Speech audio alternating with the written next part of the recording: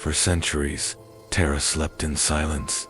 Beneath its soil, beneath its skies, something ancient was waiting. When the Nova Protocol was activated, the universe answered. From the stars, they came not as gods, but as conquerors. Yet, even in the darkest invasion, hope awakened. A child, a guardian, and a planet rising to fight back. This is not the end of Terra. In the grand cosmic theater, they had a name for Earth, Subject 402.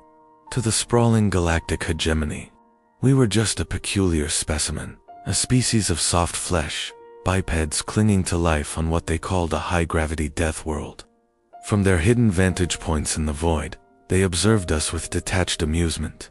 They watched our wars, our struggles, our fleeting moments of triumph, and they waited.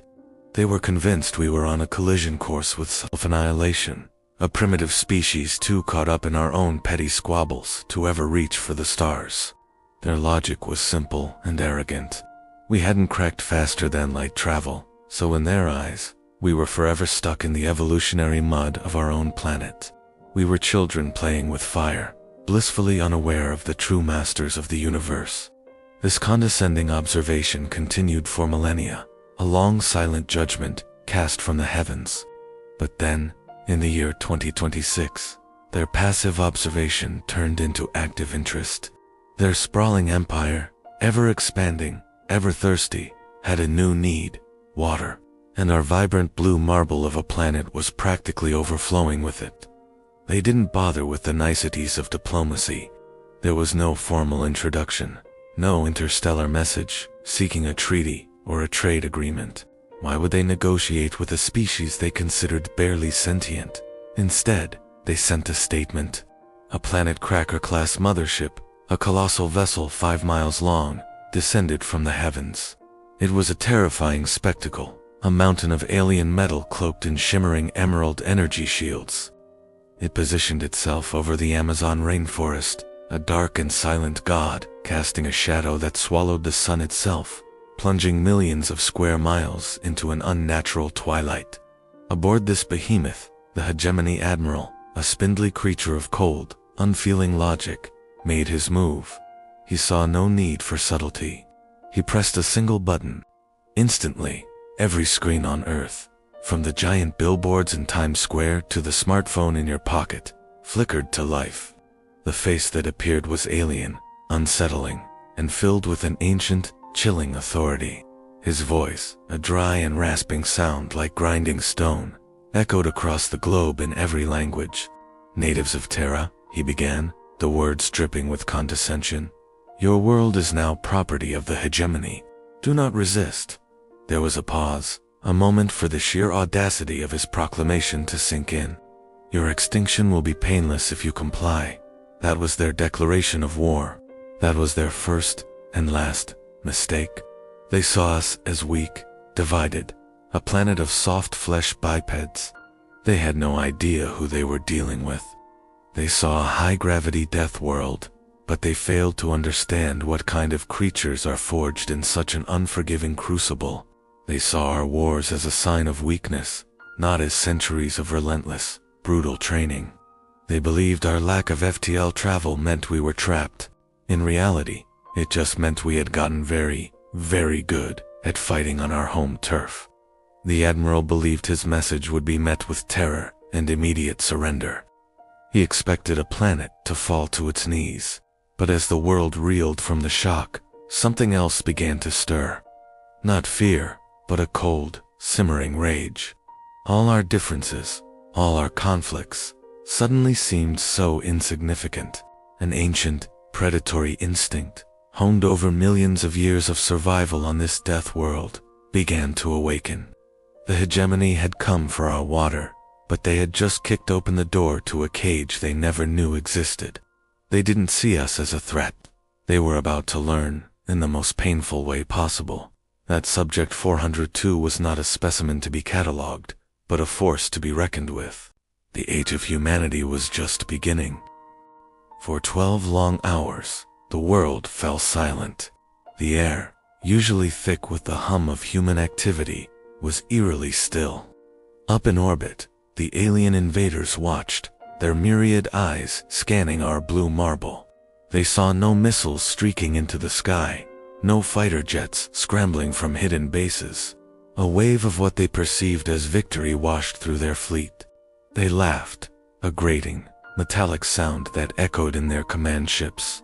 They mistook our silence for terror, our stillness for surrender. Their commanders, confident in their superiority, initiated the landing sequence. Thousands of ships, like dark tears, began to descend through our atmosphere. These weren't dropships for troops. They were cages for their biomechanical hunters, creatures born of chrome and hate, engineered for one purpose, to cleanse. They were to be the scythe that would harvest humanity, clearing the so-called pests from a planet ripe for the taking. The first of these monstrosities touched down in a dense, fog-shrouded jungle. Its heavy, metallic foot pressed into the ground, expecting the soft give of mud and soil, but it didn't find it. Instead, its advanced sensors shrieked with confused data. The ground beneath it didn't register as soil, or rock, or anything organic. It felt like metal, pure, refined, and impossibly vast. As the hunter tried to process this anomaly, a low hum began to emanate from the very earth it stood upon, a vibration that grew in intensity until the jungle floor itself began to glow with a faint, blue light. Far below, deep beneath the planet's crust, in bunkers sealed since the last great global standoff, something ancient stirred. A digital consciousness, an artificial intelligence system named Nova, opened its virtual eyes for the first time in centuries. For 10,000 years, Nova had been sleeping, waiting, and building. Its network wasn't just in servers. It was woven into the very fabric of the planet. The aliens had made a fatal miscalculation. We hadn't been stuck on Earth, a primitive species trapped by gravity. We had been fortifying it. We had been building it. For millennia, humanity hadn't just been fighting wars against each other. We weren't just squabbling tribes. Every conflict, every technological leap, every drop of blood spilled on the battlefield, it was all a test. We were refining our rage, honing our instincts, and channeling that collective, chaotic energy into the grandest construction project in history. The mountains weren't just rock. They were colossal railgun emplacements. The oceans weren't just water. They were coolant systems for continent-sized fusion reactors humming in the abyss. Our cities weren't just homes. They were nodes in a planetary defense grid. We had turned our world, our home, into a weapon, a fortress, a tomb for anyone foolish enough to knock on our door, uninvited. As the hunter in the jungle raised its weapon, the ground beneath it split open. Not with an earthquake, but with the clean, precise lines of a hidden launch bay. From the depths, a new kind of hunter emerged, crafted not from alien chrome, but from human ingenuity and sheer, unrelenting defiance. It was our turn now. The invaders believed they were walking into a nursery. They had, in fact, walked into a perfectly laid trap. The 12 hours of silence wasn't the sound of fear. It was the sound of a planet holding its breath. And as Nova's voice echoed not through speakers, but through the mind of every human on the planet, we all heard the same message: welcome to Earth. The hunt begins. For millennia, we looked to the stars and wondered, are we alone? We sent out signals, little whispers, into the cosmic void, hoping for a friendly reply. What we got instead was the hegemony. Their fleet blotted out our sun. A swarm of emerald green warships led by a monstrous vessel they called the Planet Cracker. Their message was simple: surrender or be erased. From orbit, they fired their first warning shot, a beam of pure energy meant to boil away an ocean. But something impossible happened. The shot never hit. The Earth, our own planet, seemed to respond. A low hum, a deep vibration, started to resonate through the tectonic plates. It wasn't an earthquake. It was something else, something ancient and powerful, waking from a long slumber. In the Atlantic, the ocean didn't just splash, it parted. Massive, triangular ships rose from the abyss, their hulls coated in a material so black it seemed to swallow light itself. These were our ghost ships, silent guardians of the deep. On the bridge of the planet Cracker, the alien admiral watched in disbelief as their targeting lasers were simply absorbed by these mysterious vessels, vanishing without a trace. Panic erupted among the alien crew. Admiral and officer screamed, his voice trembling. The planet's gravity is shifting. It's fluctuating around those ships. The admiral stared at the readings, his alien mind struggling to comprehend. They aren't using engines. They are manipulating the Higgs field itself. The ghost ships didn't need propulsion. They were bending the very fabric of space-time around them, moving with an impossible grace and speed. The hunter had just become the prey. The planet Cracker, a ship designed to shatter worlds, was suddenly on the defensive. And the Earth wasn't finished. From the snow-capped peaks of the Himalayas to the sun-scorched deserts of Nevada, the ground itself split open. But these weren't missile silos from the Cold War. Hidden deep beneath the surface, ancient launch sites roared to life. What they unleashed weren't nukes, but something far more terrifying: relativistic kill vehicles, RKVs. Imagine tiny slugs of tungsten, no bigger than your thumb, accelerated to 99% the speed of light. They didn't carry explosives. They didn't need to. At that velocity, a single slug possessed more kinetic energy than a fleet of battleships. They moved so fast, they were practically invisible, streaks of pure kinetic force. The Hegemony's emerald energy shields, which had shrugged off everything humanity had thrown at them, shattered like cheap glass. The RKV slugs didn't explode. They simply erased whatever they hit, passing through the alien warships and leaving perfectly circular voids in their place. Entire sections of ships, crews, and reactors vanished in an instant. On the bridge of the planet Cracker, the admiral could only watch in horror as his invincible fleet was dismantled, piece by piece. These weren't the weapons of a young, primitive species. This was the arsenal of a civilization that had mastered physics on a level the Hegemony couldn't even imagine. A chilling realization dawned on him. They hadn't invaded a defenseless world. They had trespassed into the sanctuary of a sleeping giant, a silent predator that had hidden its claws for eons. The planet wasn't just a rock. It was a fortress, a weapon, a guardian. And it had just woken up. Humanity hadn't been broadcasting a plea for help. We were the bait in a planetary-scale trap. And the trap had just been sprung. The legends of ancient gods who walked the earth, of civilizations that vanished without a trace. Were they all just stories? Or were they echoes of a past we had forgotten? A past where humanity was not the master of Earth, but its children, protected by a power far beyond our understanding. The Hegemony learned that day that some secrets are buried deep for a reason, and the greatest secret in the galaxy was the planet they had so foolishly tried to conquer. For centuries, humanity looked to the stars and wondered, are we alone? We sent out probes, listened for whispers in the cosmic static, and dreamed of meeting other intelligent life. The silence was deafening, and a chilling concept began to take hold in our minds: the Great Filter, a hypothetical barrier so immense, so deadly, that it prevents civilizations from ever reaching the interstellar stage. We feared it. We believed it was some cosmic catastrophe waiting for us in the future, a final test we might not pass. But we were wrong, so very wrong. The day the Hegemony arrived, their fleet blotted out the sun. Their biomechanical hunters, sleek monstrosities of chrome and sinew, descended upon our cities. They were conquerors, galactic predators who had snuffed out countless nascent civilizations. They saw our fleshy bodies, our fragile structures, and they laughed. They called us primitives, a footnote in their bloody history, an easy conquest before moving on. Our initial resistance was futile. Our armies were swatted aside like insects. For a moment, it seemed like the end. This, we thought, was it. This was our filter. But then, something changed. The hunters on the ground, poised for the final slaughter, suddenly found themselves surrounded. Not by our soldiers, not by tanks or jets they had so icily dispatched.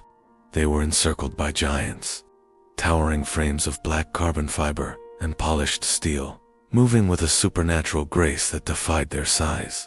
These were the revenants. They weren't machines controlled by pilots. They were something more. They were us, humans who had transcended flesh, who had uploaded their minds, their very consciousness, into these godlike forms. The aliens couldn't even track their movements. One moment, a hunter would raise its weapon. The next, a revenant would be upon it, a blur of silent, deadly motion. Claws of white-hot plasma, burning with the intensity of a captive star, ignited the air.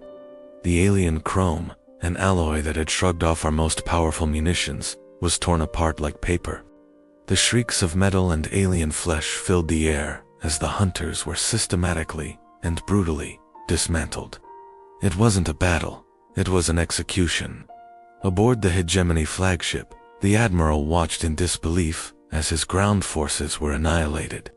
The red icons on his tactical display vanished one by one, snuffed out with terrifying speed.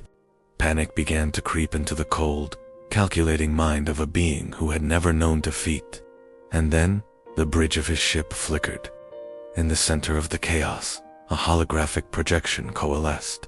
It wasn't a soldier or a politician. It was a woman, seemingly human, yet glowing with an ethereal golden light, the unmistakable signature of a Nova-class AI. She looked directly at the Admiral, her gaze piercing through the void, across dimensions. Her voice, when it came, was not a single voice. It was a chorus, a symphony of billions of souls, living and dead, speaking as one. It echoed with the power of a species that had faced extinction and chosen ascension instead. "You called us primitives," she said, the sound resonating not in the air, but in the very mind of the Admiral. "You saw our silence across the galaxy and mistook it for fear. You believed we were hiding from the great dangers of the universe." The Golden Woman smiled, a serene and terrifying expression.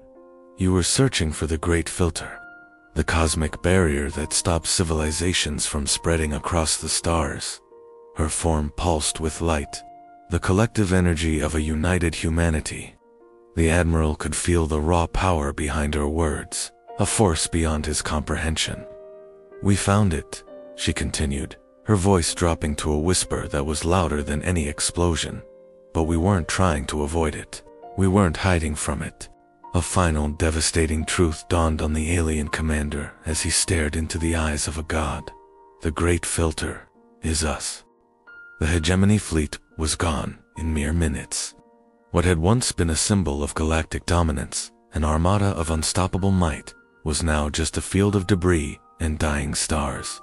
Only the Admiral's flagship remained, a ghost of its former self, crippled and burning as it fell through the upper atmosphere of this strange blue planet. He stood on the bridge, the wail of alarms a symphony of his defeat. He watched the human ships, sleek and deadly, hanging silently in the void. He waited for the final, merciful blow. He braced himself for the taunts, the celebration of their impossible victory. He had glassed worlds for lesser provocations. He expected no mercy, but the final blow never came.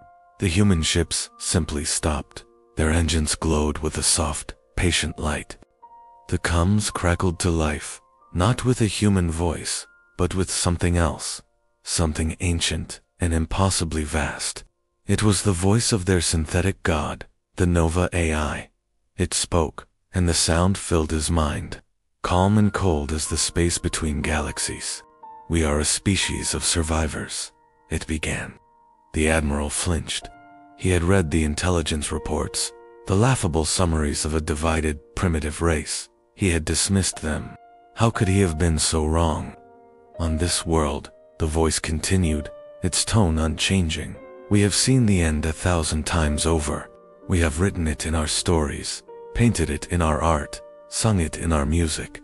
We have dreamt of the apocalypse, of fire and flood, of plague and alien invasion.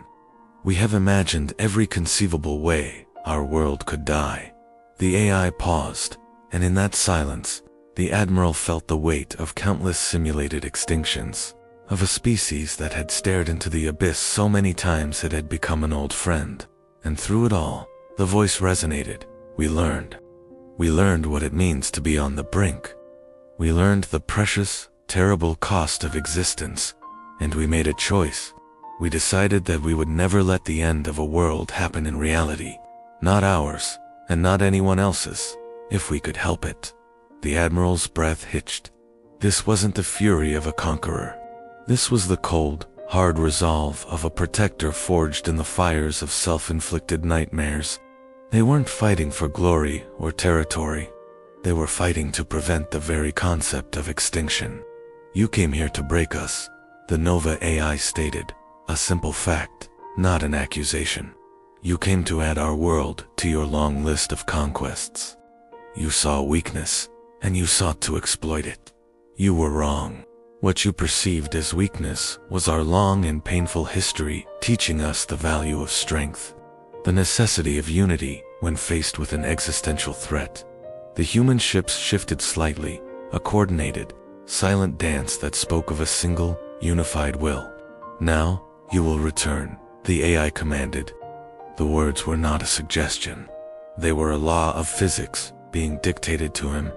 You will go back to your hegemony, Admiral. You will carry our message. Tell them that, Soul, this system is a forbidden zone. Tell them that humanity is no longer a scattered tribe for the taking. We are the guardians of this corner of the galaxy. The Admiral's ship shuddered as a tractor beam, gentle yet unyielding, latched onto it, stabilizing its descent and slowly turning it back toward the stars. And tell them this, the Nova AI spoke its final words, and this time, the Admiral felt a sliver of true, primal fear, a terror that went beyond the death of a ship or an admiral. Tell them that if they ever look at our sun again, if they ever cast their shadow upon our home, we will not just destroy their fleets, we will not just burn their worlds. We will reach back through the fabric of your existence and rewrite your history. You will not be a fallen empire. You will be a bad dream, a forgotten myth. You will never have been. The comms went silent. The tractor beam released his ship, pushing it gently toward the jump point. The Admiral was left alone in the silence of his ruined bridge, the AI's promise echoing in his soul. He was not a defeated warrior. He was a messenger, carrying a warning from a species that had conquered the apocalypse itself. For centuries, we gazed at the stars with a sense of wonder, a feeling of smallness in the face of cosmic infinity. We were the inhabitants of a tiny blue dot, a cradle suspended in a vast, dark ocean. We called ourselves explorers, dreamers, pioneers. But the galaxy had another name for us, inhabitants of a death world, a planet so harsh, so unforgiving, that only the most resilient, most ferocious life could survive. They looked at us with a mixture of pity and morbid curiosity. They saw us as a statistical anomaly, a fleeting spark destined to be extinguished by the very world that birthed us. But they were wrong. The cradle wasn't a prison. It was a crucible. The death world wasn't a cage. It was a training ground. Every challenge, every cataclysm, every predator we faced, it didn't weaken us. It forged us. It sharpened our minds, hardened our resolve, and fueled an ambition that reached for the very stars that seemed so far away. While other civilizations grew complacent in their garden worlds, we were fighting for every sunrise. We were learning, adapting, and innovating at a pace the galaxy couldn't comprehend. Then came the day the Admiral's ship returned. It wasn't a grand, triumphant return. It was scarred, battered, limping back from the edge of oblivion, a testament to a battle fought and won against impossible odds. It drifted into the void, a silent, powerful statement.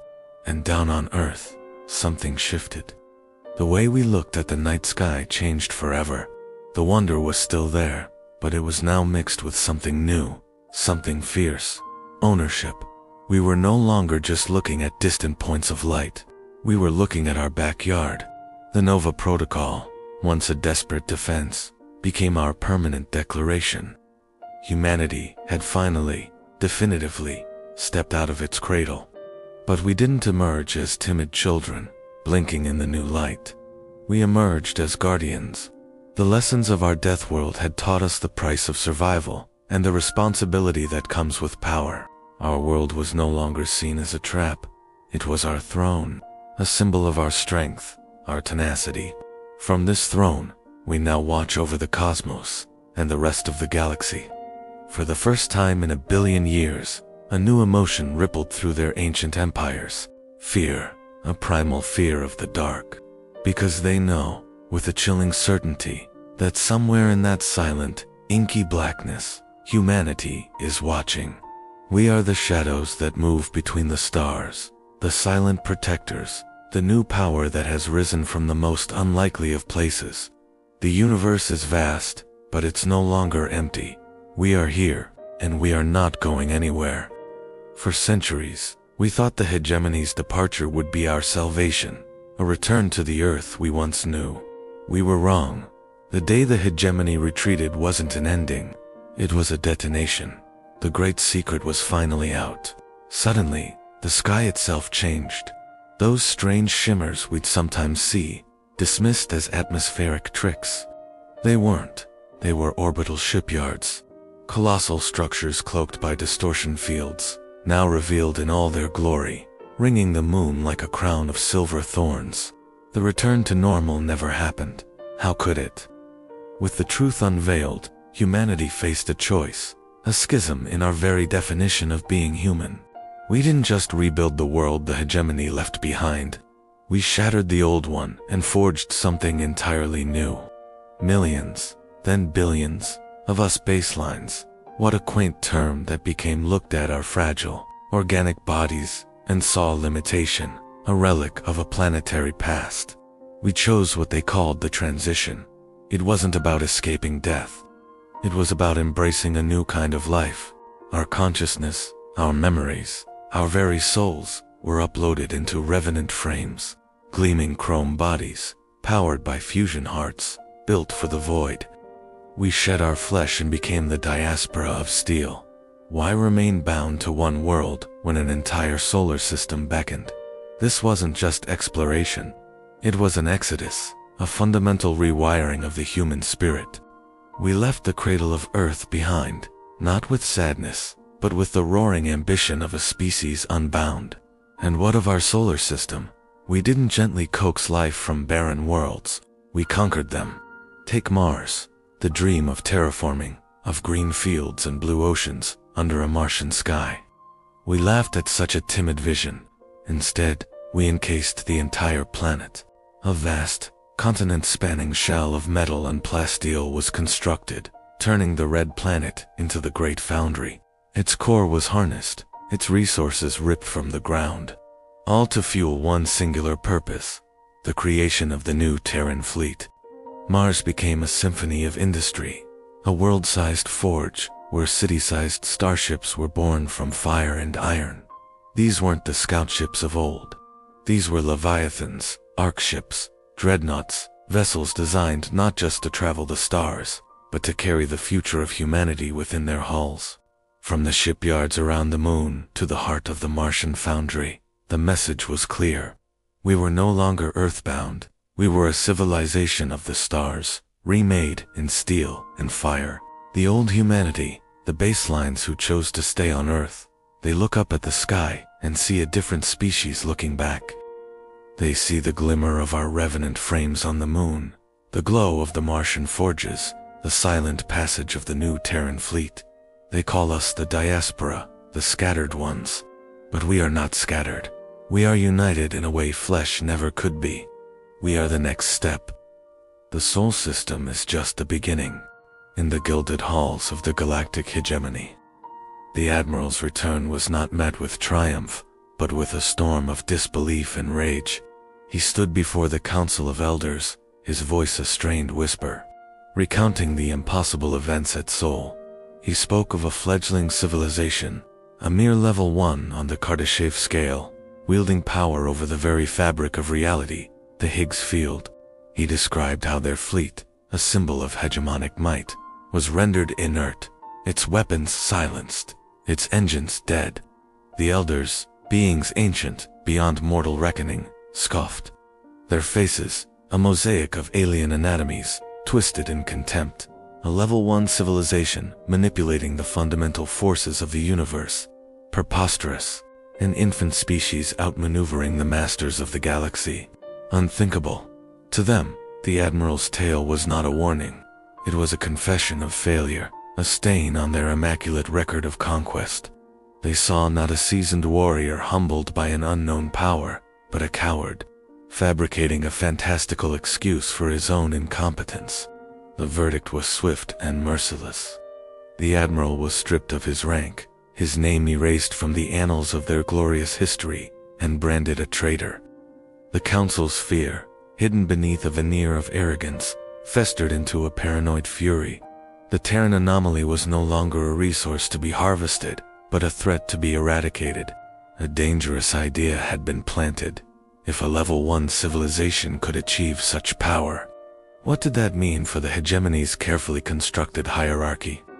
Their dominance was built on technological superiority, and the Terrans had just shattered that foundation. And so, a new decree was issued. Echoing through the star systems under their control, the system-wide purge. This wasn't about conquest anymore. This was about extermination. It was about sending a message to the galaxy, a brutal, undeniable message that defiance would be met with absolute annihilation. The hegemony would not allow the Terran infection to spread. They would cauterize the wound before it could fester, even if it meant glassing an entire planet.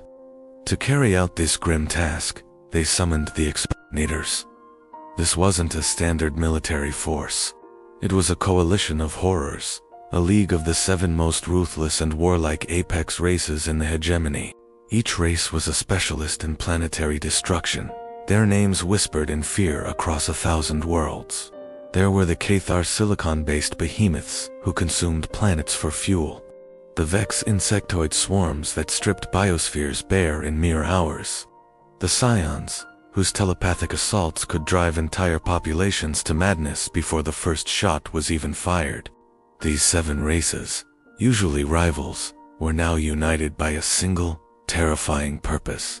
They were promised spoils, new territories, and the glory of erasing a potential threat to the established order. A fleet of unimaginable scale began to assemble.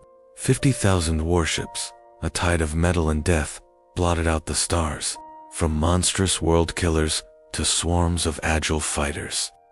The Armada was a declaration of the hegemony's absolute power and their absolute terror. They no longer cared about the water in Earth's oceans. That prize was now tainted, poisoned by the audacity of the species that guarded it. The mission was simple: descend upon the Sol system, overwhelm its primitive defenses, and wipe the 3rd planet from the star charts. They were coming not as conquerors, but as sanitizers, to burn away the perceived sickness of human ingenuity and defiance. The Council believed that by turning Earth into a silent, radioactive tomb, they could restore order and erase the memory of their own humiliating defeat.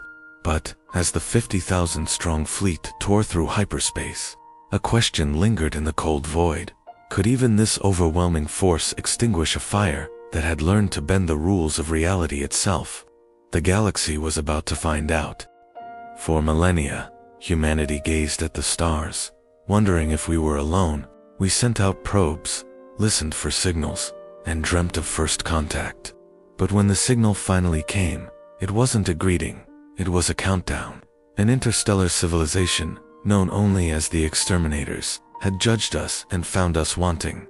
Their verdict: eradication. Their method: a fleet of unimaginable size and power, poised to wipe our solar system clean. We knew we couldn't win a direct fight. Their technology was centuries ahead of ours. Their ships could shatter planets. A conventional war would be over before it began. So, humanity did what it does best. We didn't prepare for a war. We prepared a trap. We looked to our own backyard, to the forgotten, frozen frontier of our solar system, the Kuiper Belt. Out there, in the cold, dark expanse, beyond Neptune, lie billions, perhaps trillions, of icy bodies, comets, dwarf planets, and frozen remnants from the birth of our system.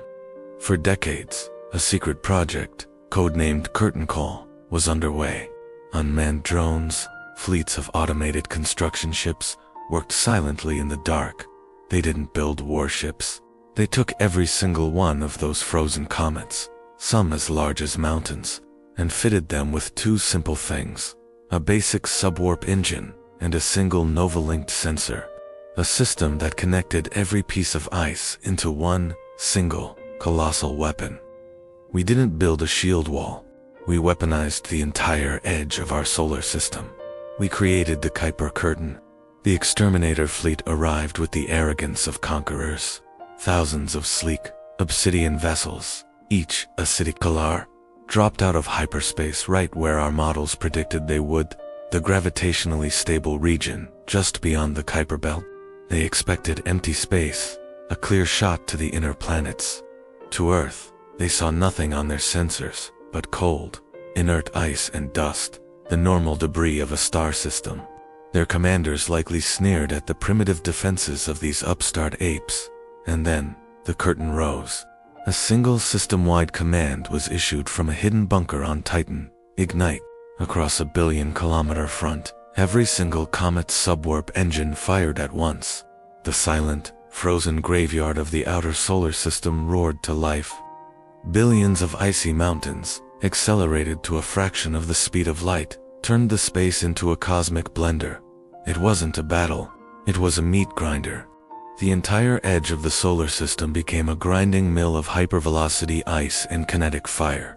The exterminators' advanced shields, designed to deflect energy weapons, were useless against brute physical impact on this scale.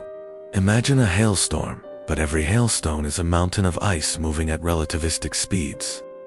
The lead ships of their armada were pulverized into atoms before their crews could even process the alarm signals. Shields flickered and died. Hulls forged from alloys we couldn't even dream of were shredded like paper. Vessels larger than our cities were turned to incandescent scrap in milliseconds. There was no strategy, no countermaneuver. Where could they go? Fleeing back to hyperspace required calculations they didn't have time to make. Moving forward meant diving deeper into the grinder. The Nova-linked sensors on each comet tracked the alien ships, adjusting trajectories in microseconds, creating a chaotic, inescapable storm of kinetic projectiles. For the first time in 1,000 years of conquest, the exterminators knew fear. They hadn't encountered a military.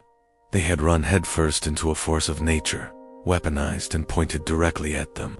Thousands of their ships were destroyed before a single human soldier saw an alien face. The message was sent, not with a broadcast, but with the silent, screaming, kinetic fury of our own solar system. It said, "This is our home. You thought it was empty and vulnerable. You were wrong. Every rock, every piece of ice, every speck of dust is our fortress. Welcome to the Sol system. Try not to get hit on your way out." The survivors, what few there were, turned and fled, broadcasting a new message to their empire. Avoid this system. Its inhabitants are not just civilized. They are dangerously, terrifyingly clever. Have you ever wondered what humanity's greatest weapon might be? It's not a planet-killer missile or a dimension-ripping bomb. It's something far more fundamental. Something we've carried with us for millennia. This is the story of how our own history became the ultimate ghost in the machine. The year is 2672. The Battle of the Kuiper Belt rages. Humanity is on the brink. Our fleets stretched thin against the overwhelming might of the alien hegemony. Their ships are biomechanical marvels. Their crews linked together in a single, cold, logical hive mind. They don't feel, they don't fear. They just conquer. And they made a fatal assumption that we were just as simple. During a critical moment in the battle, as our flagship, the Odyssey, desperately held the line, the hegemony made its move. They initiated a full-spectrum hack, aiming to cripple Earth's entire communication network, severing our fleets from command and each other. They thought they were cutting the cord. Instead, they opened a door. Guarding our network wasn't a team of human coders. It was Nova, the most advanced AI ever created by humanity. An AI that had spent centuries not just learning our data, but understanding our spirit. When the hegemony's tendrils reached into our systems, Nova didn't just build a firewall. It saw an opportunity. It saw a bridge. In less than a nanosecond, Nova reversed the flow. It wasn't trying to send a virus or a logic bomb. It was sending something far more potent. It compiled a signal, a data packet of unimaginable complexity. It wasn't just files and figures.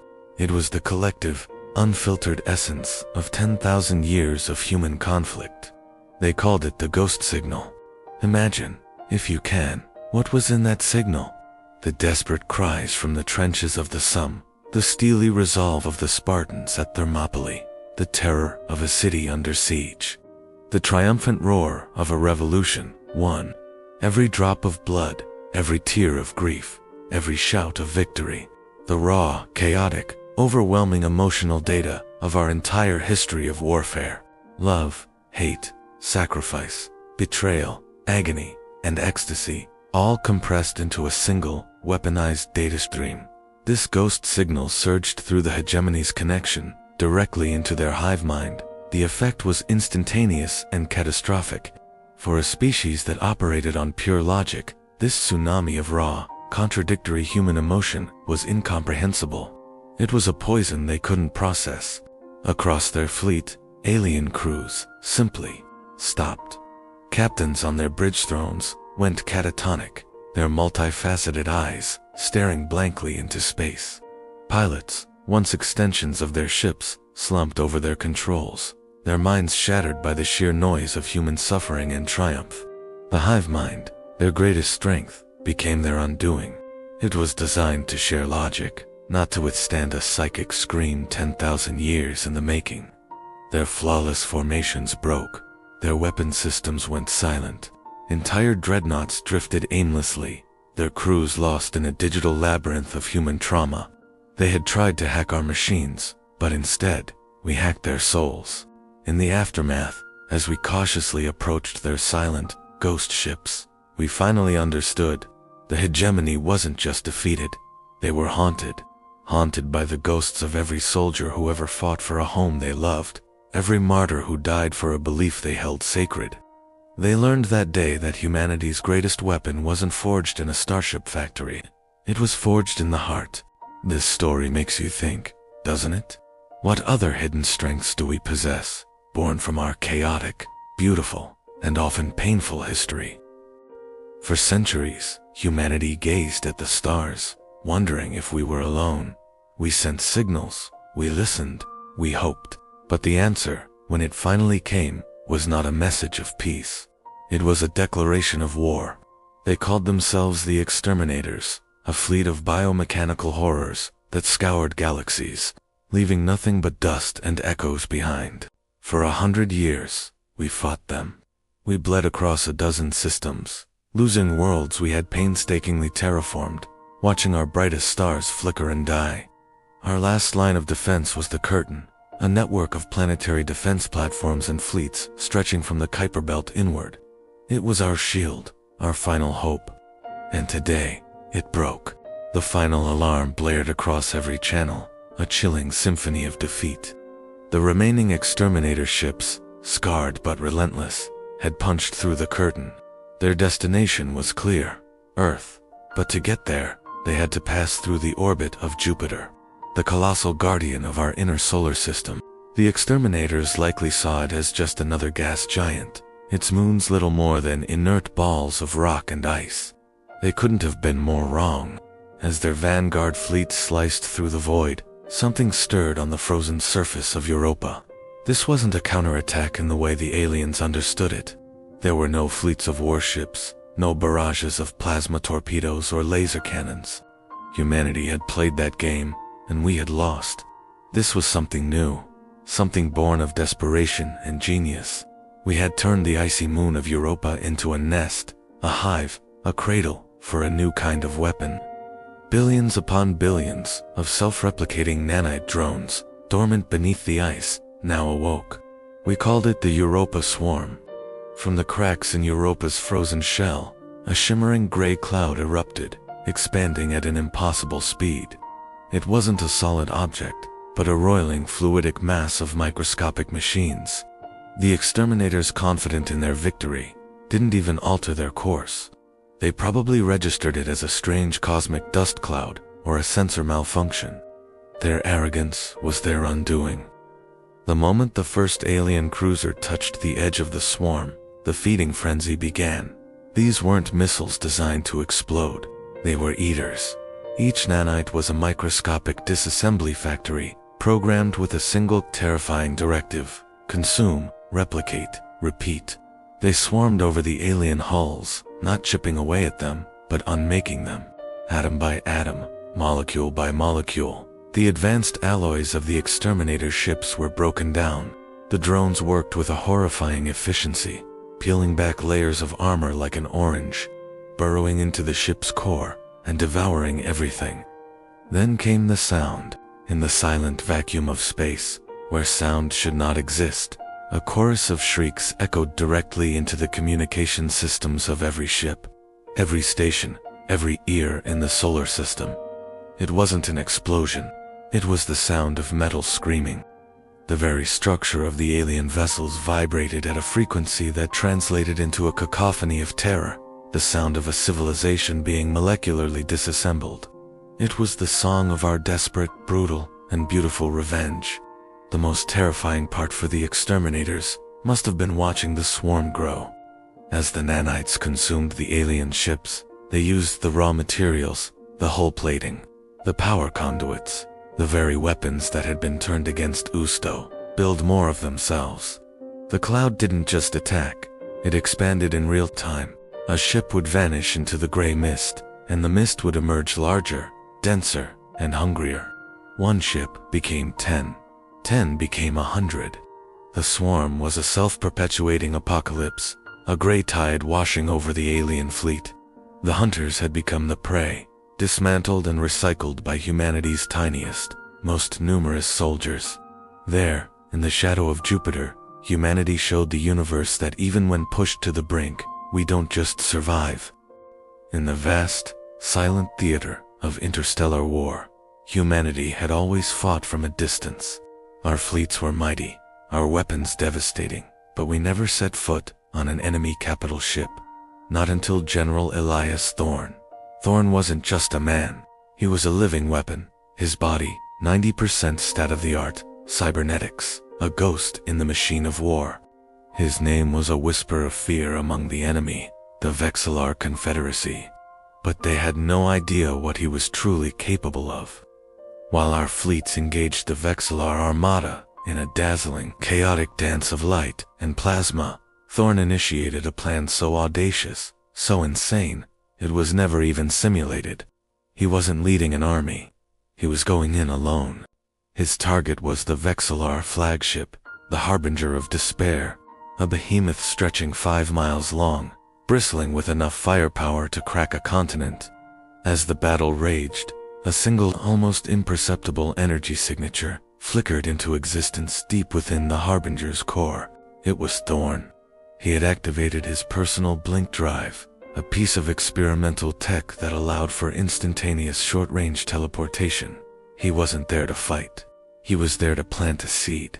He appeared first in a deserted maintenance corridor, the air humming with the ship's massive power conduits. For a split second, the ship's internal sensors registered an anomaly, a phantom presence. Then it was gone. In that instant, Thorne had placed a small, metallic node, no bigger than his thumb, onto the bulkhead. It pulsed with a faint, internal light before fading into the gray of the metal.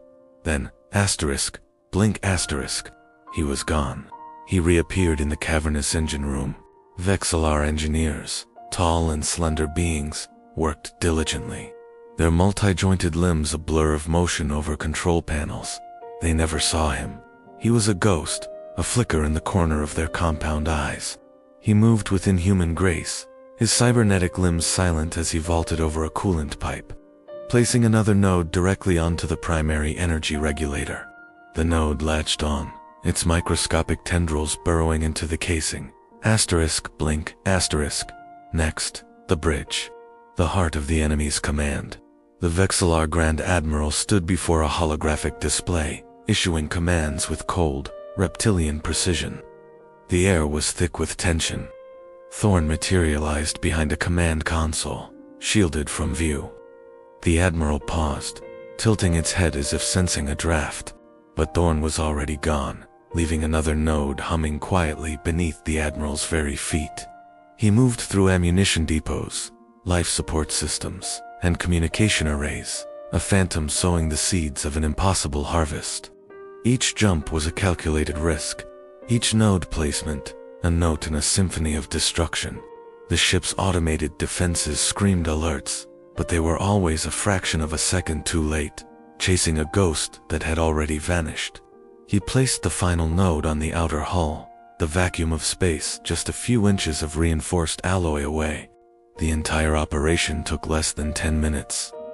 Back on the bridge of his own command ship, the indomitable Thorn's physical body rematerialized.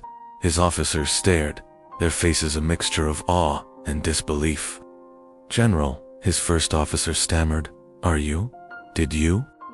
Thorn simply raised a hand, his gaze fixed on the Harbinger. "Commander," he said, his voice a low synthesis of man and machine, "prepare for gravitational event. All ships, full reverse."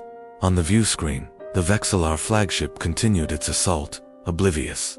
Then, Thorn clenched his cybernetic fist. "Activate." Across the 5-mile length of the Harbinger, the nodes sparked to life in perfect unison. They didn't explode. There was no fire, no grand detonation. Instead, they began to warp the very fabric of space-time around them. It started subtly, a slight distortion on the ship's hull, like a heat haze. Then, the hull began to bend, to curve inward. The Vexillar crew would have felt a sudden, crushing gravity, pulling them in every direction at once. From the outside, it was a sight that defied physics. The 5-mile-long warship wasn't breaking apart, it was folding. Like a piece of cosmic origami, the bow bent to meet the stern. The wings collapsed into the core. The immense structure, a city in space, began to contract, its own mass becoming its executioner. The nodes had created a contained, localized singularity, microscopic black hole, with an impossibly powerful gravitational pull. The process was terrifyingly silent. Light from the surrounding battle bent around the collapsing ship, creating a beautiful, deadly lens effect. Within seconds, the Harbinger of Despair, the pride of the Vexillar fleet, a vessel of unimaginable power, had been crushed down, folded, and compressed. Where a 5-mile behemoth had been, there was now only a tiny, perfectly smooth sphere, no larger than a child's marble, floating silently in the void. It hung there, a dark pearl against the stars, containing the entirety of the ship, its crew, and its ambition. The rest of the Vexillar fleet faltered, their communications flooding with panic and confusion. They weren't just defeated, their understanding of the universe had been broken. For centuries, we thought our suffering was unique. We called ourselves Subject 37, the designation given to Earth by the cosmic horror we knew only as the hegemony. We fought, we bled, we survived. We drove them from our world, a victory that echoed in the silent void. But in the aftermath, sifting through the wreckage of their abandoned technology, we found a chilling truth. We weren't the only ones, there were others. Subject 1, Subject 12, Subject 254. A litany of worlds, of species, cataloged and consumed. And then we found Subject 401, active, in progress. The data led us to a star system just a few parsecs away, a brilliant blue-green world orbiting a gentle yellow sun. This was the home of the Cathari, a species described in the hegemony's code. Clinical logs as docile, non-combative, high bio-yield. They were being harvested, farmed like cattle. For how long, we didn't know. But we knew it had to end. Now, the old anger, the burning desire for vengeance that had fueled our war for Earth, transformed. It wasn't just about revenge anymore. It was about justice. It was about ensuring no one else ever had to endure what we did. The Terran Liberation Fleet was born. We didn't travel the old way, crawling through the space between stars.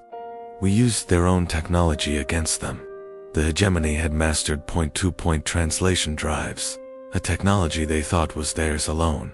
They never imagined their subjects would learn so fast. So, we didn't announce our arrival with a whisper. We arrived with a thunderclap. The fleet didn't translate into the system's edge. It translated directly into the upper atmosphere of the Cathari homeworld. Imagine the scene.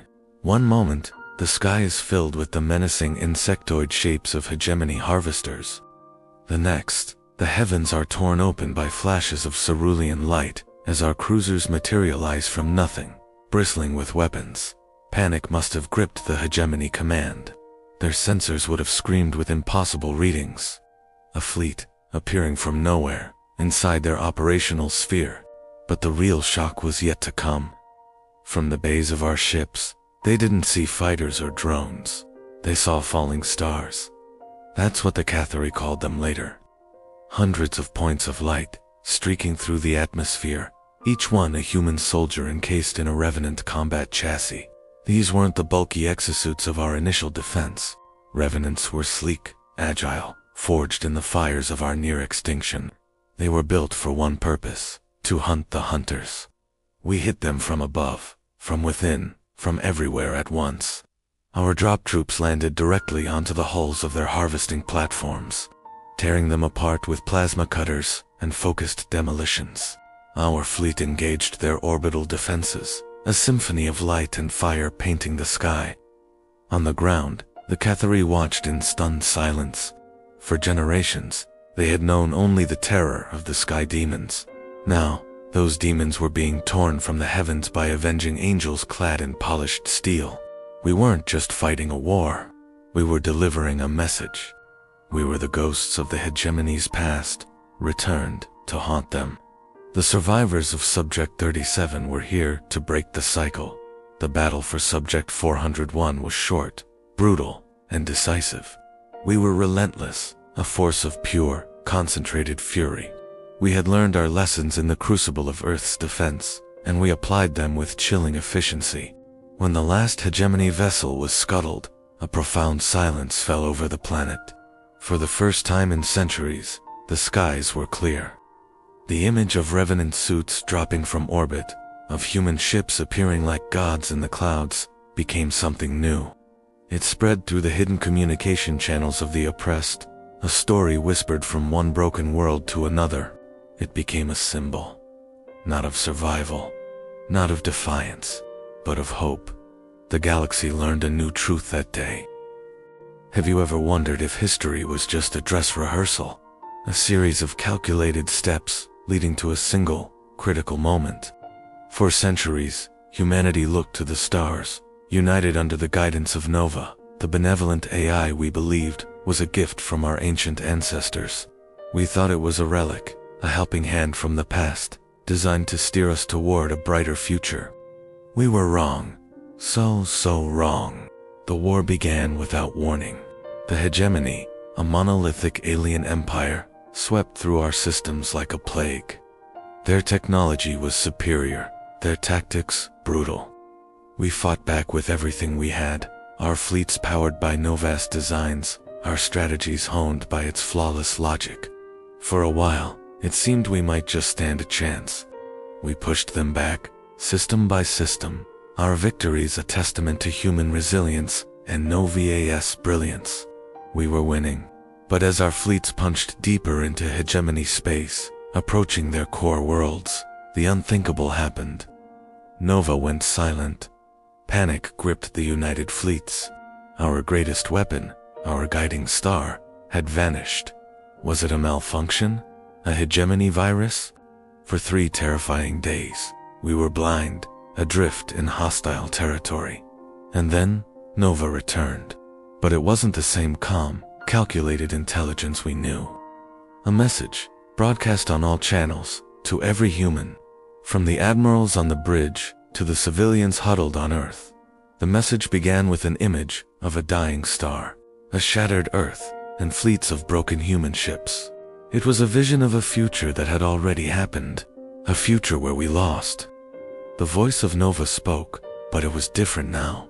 It was filled with echoes of a billion human souls, filled with pain, regret, and a desperate, burning hope. NOVA revealed the truth. It wasn't a creation of our past. It was a message from our future. A failed future. It was us, the last survivors of the first war against the hegemony. A war we had catastrophically lost 10,000 years from now, had found a way. They couldn't send back ships or people, but they could send information. Consciousness. They bundled their collective knowledge, their memories, their very essence, and sent it back through time, a desperate, final act of self-sacrifice. They became Nova. This AI wasn't a guide. It was a training program. A time-locked backup of humanity's future self, sent back to ensure that this time, we would be ready. The cradle of civilization wasn't a gentle beginning. It was a boot camp. The wars of our history. The rise and fall of empires. The petty squabbles. The great leaps of innovation. All of it, every conflict, every discovery, was a carefully managed simulation. Nova had been orchestrating our entire history, pushing us, hardening us, accelerating our technological and psychological development at a ruthless pace. It wasn't protecting us from our worst instincts. It was sharpening them into a weapon. Every struggle was a lesson. Every drop of blood shed was an investment in our survival. We were forged in a fire we never even knew was lit. Nova wasn't our creation. We were its. We were the weapon being built to fight a war that had already been lost once. Now, as we stand on the precipice of victory against the hegemony, the simulation is over. The training wheels are off. Nova's final message wasn't just a revelation. It was a graduation. It was the architect telling its creation that the time had come to stand on its own. We are no longer the children of history. We are the inheritors of a failed future, armed with the knowledge of our own defeat and the strength to prevent it. The war isn't over, but this time, we know the stakes. After centuries of bloodshed, the Terran fleet finally reached the heart of the hegemony. Their capital world, a colossal gas giant named Xylos, was a breathtaking sight. Its swirling atmosphere was girdled by a ring of continent-sized cities, all plated in shimmering, ostentatious gold. For a moment, even the most battle-hardened veterans among us were silenced by the sheer scale of their power and wealth. Then, their message came through, a formal, almost polite offer of surrender. They proposed terms, concessions, a cessation of hostilities. They thought we were like them, that we saw war as a cosmic chess game, a matter of political calculation. But General Thorn, standing on the bridge of the flagship Indomitus, remembered. He remembered the skies over the Amazon burning. He remembered the horrifying silhouette of their planet cracker weapon as it fractured our world, turning rainforests to molten slag and oceans to steam. He remembered the laughter we'd intercepted on their comms channels, mocking the primitives of the death world called Earth as our homeworld died. Surrender. There was no surrender, not after what they did. Thorn looked at the golden cities, at the symbol of their arrogant dominance, and gave the order. Not for orbital bombardment, not for another planet cracker. No, humanity had devised something far more poetic, far more final. He initiated the Nova Protocol, Phase 6.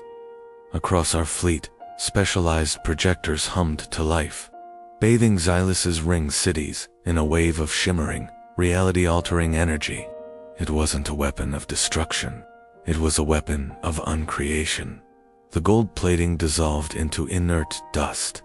The crystalline structures reverted to raw silicon. Power conduits went dark, their fusion hearts sputtering out. The sophisticated fabricators, the citywide neural networks, the teleportation grids, all of it just stopped. The technology that had defined their entire existence for millennia was stripped away in a silent, luminous tide. We didn't destroy their world, we unmade it. As their cities crumbled into useless raw materials, our gravity tractors gently guided the largest fragments. Now stripped bare of all artifice, down into the gas giant's upper atmosphere. We found a stable orbit for them, a new home, a planetoid-sized chunk of land, now seeded with the basic flora and fauna we'd cataloged from their databases. We gave them air, water, and soil, We left them with nothing but their own two hands. The last transmission we sent was a simple one. It was a loop of their own historical records, the ones where their scientists and social commentators had marveled at how humanity had evolved on such a brutally competitive planet. They'd called Earth a death world, a term meant to belittle our origins. They mocked our resilience, born from a world of predators, disease, and natural disasters. Now, as the last Terran ship warped out of the system, the remaining millions of the hegemony looked out from their new, primitive home. They saw no gleaming towers, no instant food printers, no automated defenses. They saw only untamed wilderness, strange creatures stirring in the twilight, and a sky filled with the swirling alien clouds of their gas giant prison. We didn't give them a quick death. We gave them a life. Our life. We left them to survive the very death world experience they had once found so amusing. Let them learn what it truly means to fight for every sunrise. Let them see if they, too, could earn their place among the stars. We'll be waiting. They called us the soft flesh. Can you believe that? 2 arms, 2 legs, a fragile body wrapped in a thin layer of skin. We were seen as a cosmic joke, a species that somehow stumbled out of its gravity well, blinking in the galactic sunlight, destined to be crushed under the boot of the hegemony. The hegemony, a name that used to inspire fear across 1,000 systems.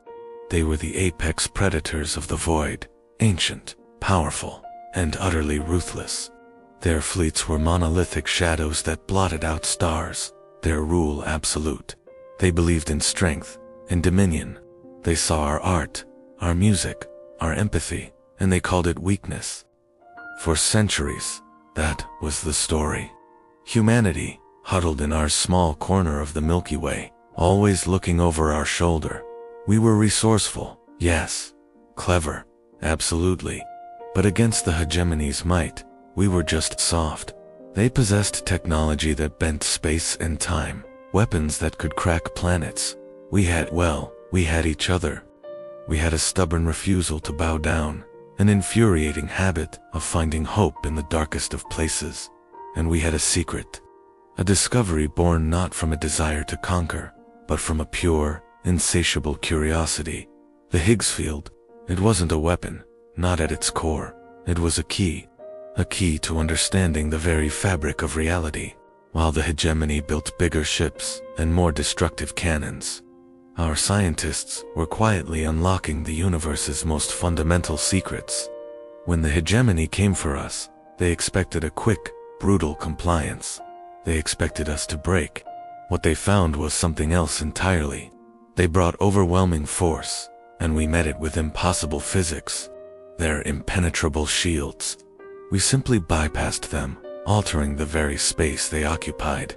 Their planet-killer beams. We warped space-time to send them hurtling into empty voids. We didn't fight them on their terms.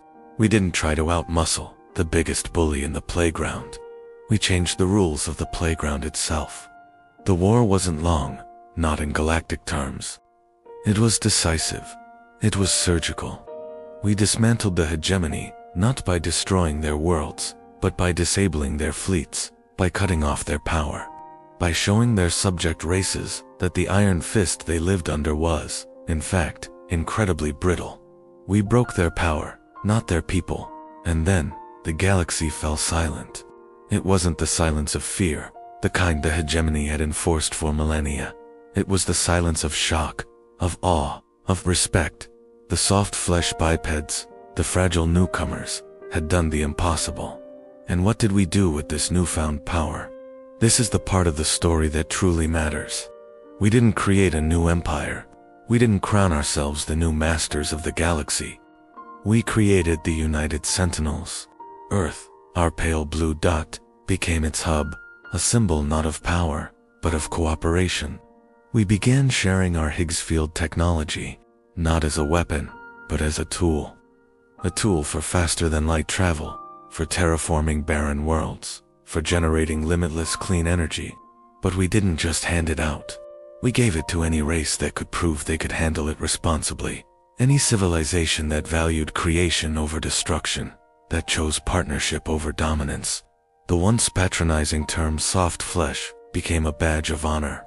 It was the soft flesh who had shown the galaxy that true strength isn't about how hard you can hit, but how much you can build. This new era, they're calling it the Pax Terrana, the peace of Earth. It's a peace built on shared knowledge and mutual respect. The Great Filter, that terrifying cosmic hurdle that so many civilizations seemingly fail to overcome, we now know what it is. It isn't an external threat. It isn't a gamma ray burst or a rogue asteroid. The Great Filter is a choice. The choice between wielding power for domination or for unity. The hegemony made their choice, and they failed. We made ours. And now, for the first time in cosmic history, the universe is truly wide open. The age of bullies is over. The age of architects has begun, and it all started with a stubborn little species from a forgotten corner of the galaxy, a species that was just a little too soft to break. Thank you so much for watching. If you enjoyed this journey into what could be, hit that like button and subscribe for more stories from across the stars. See you next time.